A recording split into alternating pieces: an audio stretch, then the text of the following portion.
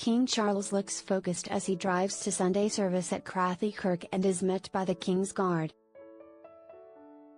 King Charles appeared poised and relaxed as he drove to Sunday service at Crathie Kirk this morning. The monarch, 75, who was last week given the green light to pause cancer treatment by doctors, was spotted at the helm of his Audi while making the trip in Scotland, near Balmoral.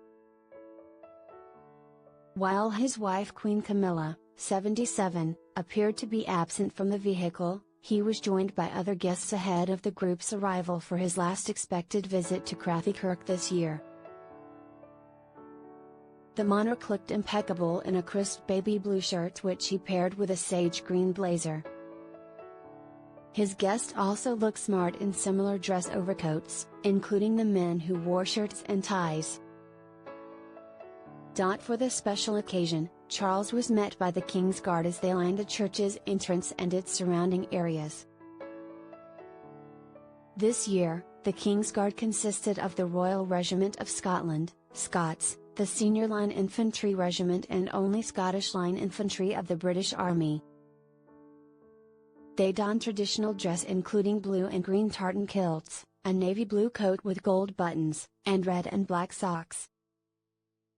While in the driver's seat, the king appeared tranquil, yet focused as he steered through the roads to the church. He was seemingly in high spirits as he waved to a gathering crowd through a partially opened window. The visit to Crathie Kirk comes after the king revealed he would not stand in the way if Australia looks to replace him as head of state. On Friday it was reported he told anti-monarchists he will not interfere if the people of Australia one day vote to remove him.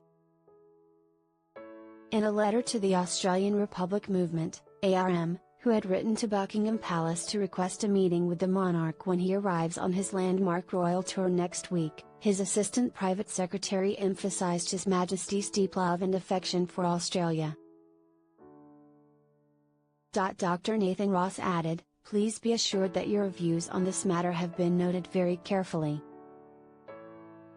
His Majesty, as a constitutional monarch, acts on the advice of his ministers and whether Australia becomes a republic is, therefore, a matter for the Australian public to decide." He also commended them for their thoughtfulness in writing, saying it was warmly appreciated.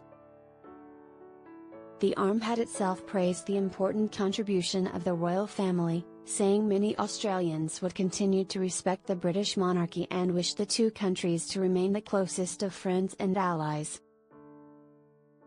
But they insisted in their letter that it was time for their country to stand on an equal footing with other nations internationally and claimed there was mounting support for the move.